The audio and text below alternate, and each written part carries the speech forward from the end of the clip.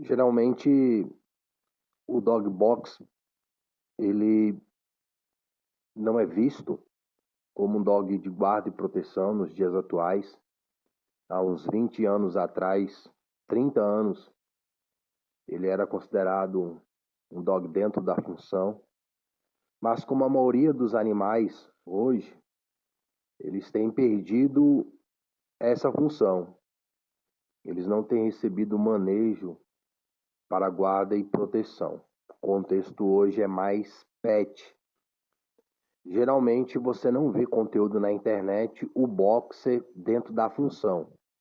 Isso não acontece com Rottweiler, com Cane Corso e com outras raças que têm sido divulgadas como dogs dentro da função de guarda e proteção. O Doberman caiu bastante nos dias atuais. Geralmente também não se vê conteúdo de pastores. Acredito que pode ser porque a plataforma não divulga tanto quanto o manejo.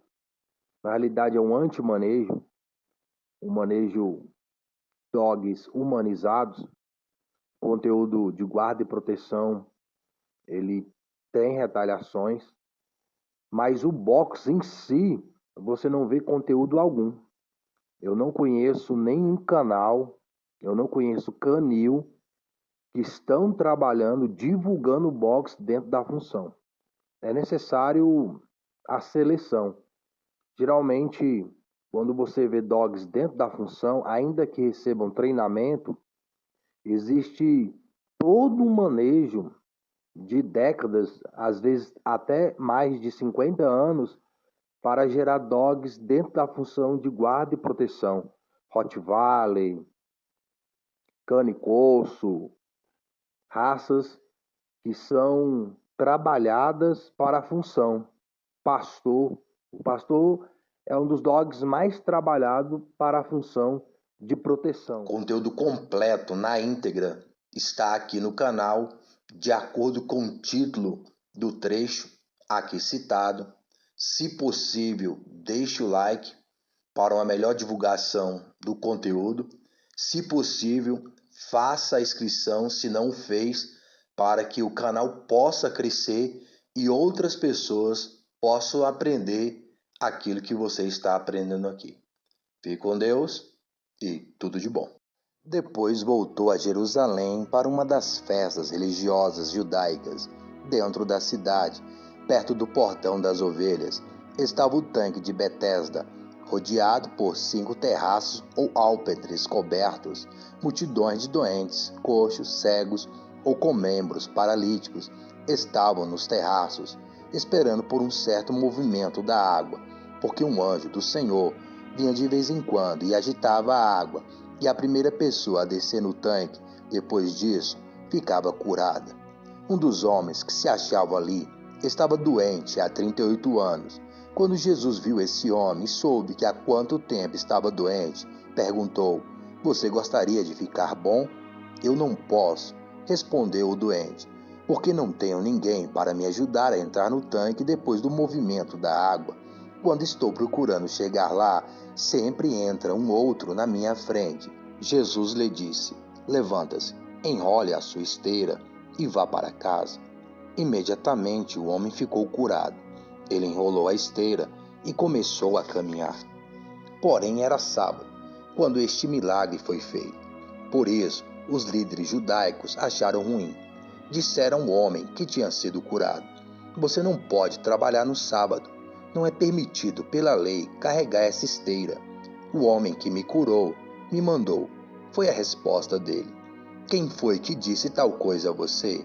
perguntaram eles. O homem não sabia, e Jesus havia desaparecido entre a multidão. Mas depois disso, Jesus encontrou o mesmo homem no templo. Ele disse: "Agora você está bom. Não pegue como fez antes, senão poderá acontecer uma coisa ainda pior." Então o homem foi procurar os líderes judaicos. Eles disse que tinha sido Jesus quem o havia curado. Em consequência, eles começaram a perseguir Jesus como pessoa que não guardou o sábado, conforme a lei de Moisés mandava. Mas Jesus respondeu: Meu Pai faz o bem sempre, e eu estou seguindo o exemplo dele. Com isso, todos os líderes ficaram ainda mais desejosos de matar Jesus, porque, além de desobedecer às leis a respeito do sábado, ele havia falado de Deus como seu Pai, fazendo-se, desse modo, igual a Deus. Jesus respondeu: O filho não pode fazer nada por si mesmo, ele só faz o que vê o Pai fazer, e da mesma forma. Porque o Pai ama o filho, ele conta tudo o que está fazendo, e o filho fará milagres muito mais espantosos do que a cura deste homem. Ele até vai ressuscitar todo aquele que ele quiser, tal como o Pai faz. E o Pai deixa todo o julgamento do pecado para o Filho, a fim de que todos respeitem o Filho tal como respeitam o Pai. Mas se vocês se recusam a respeitar o Filho de Deus, que ele enviou a vocês, então é certo que não estão respeitando o Pai. Eu digo sinceramente que todo aquele que ouve a minha mensagem e crê em Deus, que me enviou, tem a vida eterna e jamais será condenado pelos seus pecados, mas já passou da morte para a vida. E eu declaro solenemente que está chegando a hora, e de fato é agora, quando os mortos ouvirão a minha voz, a voz do Filho de Deus, e aqueles que ouvirem viverão. O Pai tem a vida em si mesmo, e concedeu ao Filho também ter vida em si mesmo, e deu-lhe autoridade para julgar os pecados da humanidade toda, porque ele é o Filho do homem. Não se admirem disso. Na verdade, vem um tempo em que todos os mortos em seus túmulos ouvirão a voz do Filho de Deus e vão ressuscitar. Aqueles que fizeram o bem para a vida eterna e aqueles que continuaram no mal para a condenação. Eu, porém, não dou nenhuma sentença sem consultar o Pai. Eu julgo pelo que ele me conta, e o meu julgamento é absolutamente imparcial e justo, porque está de acordo com a vontade de Deus que me enviou, e não é um julgamento somente meu. Quando eu faço declarações a respeito de mim mesmo, muita gente não acredita. Porém o outro, João Batista, está fazendo também essas declarações sobre mim.